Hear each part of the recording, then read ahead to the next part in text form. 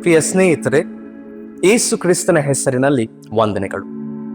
ಯೇಸು ಕ್ರಿಸ್ತನ ಕಾಲದಲ್ಲಿ ಪ್ಯಾಲೆಸ್ತೀನ್ನ ಯೂದಾಯ ಪ್ರದೇಶವು ರೋಮನ್ನರ ಆಳ್ವಿಕೆಯಲ್ಲಿ ಇತ್ತು.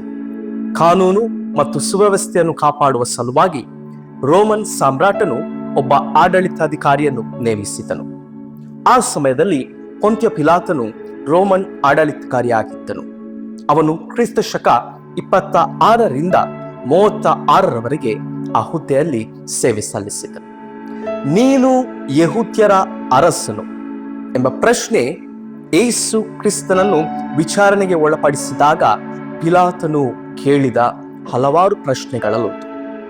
ಆದರೆ ಯೇಸುವಿನ ಉತ್ತರಕ್ಕೆ ಪಿಲಾತನು ಸಿದ್ಧನಾಗಿರಲಿಲ್ಲ. ಯೇಸು ಹೀಗೆ ಉತ್ತರಿಸಿದನು, ನೀನು ಹೇಳಿದಂತೆಯೇ ಇದೆ ಎಂಬುದಾಗಿ. ಅಷ್ಟೇ ಅಲ್ಲದೆ ಯೇಸು ತನ್ನದೇ ಆದ ಒಂದು ಪ್ರಶ್ನೆಯನ್ನು ಕೇಳಿದನು.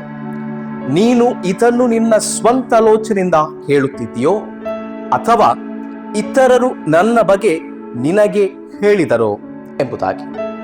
ಇಲ್ಲಿ ಯೇಸು ವಿಷಯವನ್ನು ತಿರುಚಲಿಲ್ಲ, ಬದಲಾಗಿ ಪಿಲಾತನಿಗೆ ತನ್ನದೇ ಆದ ಪ್ರಶ್ನೆಯನ್ನು ಸ್ಪಷ್ಟಪಡಿಸಿಕೊಳ್ಳುವಂತೆ ಮಾಡಿದನು. ವಾಸ್ತವವಾಗಿ ವಿಚಾರಣೆಯಲ್ಲಿದ್ದವನು ಯೇಸುವಲ್ಲ, ಪಿಲಾತನೇ ಆಗಿದ್ದನು. ಪ್ರಿಯ ಸ್ನೇಹಿತರೆ, ನಮ್ಮ ವಿಷಯದಲ್ಲಿ ಹೇಗೆ? ನಾವು ಯೇಸು ಕ್ರಿಸ್ತನನ್ನು ನಮ್ಮ ಅರಸನನ್ನಾಗಿ ನಮ್ಮ ಸ್ವಂತ ನಿರ್ಧಾರದಿಂದ ಸ್ವೀಕರಿಸುತ್ತೇವೋ ಅಥವಾ ಇತರರು ಹೇಳಿದ್ದರಿಂದ ಮಾತ್ರವೇ ಅವನನ್ನು ಅರಿತೇವೋ? ಪೊಂತ್ಯ ಪಿಲಾತನು ತನ್ನ ಅರಸನಾದ ರೋಮನ್ ಸಾಮ್ರಾಟನಿಗೆ ನಿಷ್ಠನಾಗಿದ್ದು ಅರಸನಾದ ಯೇಸುವನ್ನು ಸ್ವೀಕರಿಸಲು ನಿರಾಕರಿಸಿದನು. ಅದೇ ರೀತಿಯಲ್ಲಿ ಪಿಲಾತನು ಯೇಸುವನ್ನು ಹೊರಗೆ ತಂದುಕೊಂಡು ಬಂದಾಗ ಯೆಹೂದ್ಯರೂ ಸಹ ಆತನನ್ನು ತಮ್ಮ ಅರಸನಾಗಿ ಸ್ವೀಕರಿಸಲು ನಿರಾಕರಿಸಿದರು. ಅವರು ಹೀಗೆ ಕೂಗಿದರು, ಅವನನ್ನು ತೆಗೆದುಕೊಂಡು ಹೋಗಿ ಶಿಲುಬೆಗೆ ಹಾಕಿರಿ, ನಮಗೆ ಸೀಸರ ಹೊರತು ಬೇರೆ ಅರಸನಿಲ್ಲ.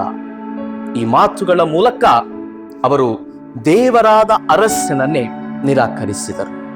ಪ್ರಿಯ ಸ್ನೇಹಿತರೆ, ಅವರು ತಮ್ಮ ಸ್ವಂತ ಜೀವವನ್ನು ಪ್ರೀತಿಸಿ ತಿಳಿದುಕೊಂಡು ಹಾಗೂ ತಿಳಿಯದೆ ಮೆಸ್ಸಿಯನಾದ ಅರಸನನ್ನು, ಲೋಕದ ರಕ್ಷಕನನ್ನು ನಿರಾಕರಿಸಿದರು.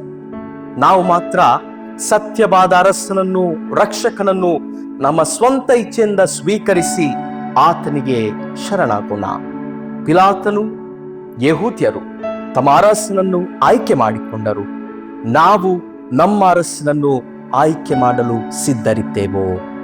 ಪ್ರಶ್ನಿಸಿಕೊಳ್ಳುವ. ಆಮೆನ್.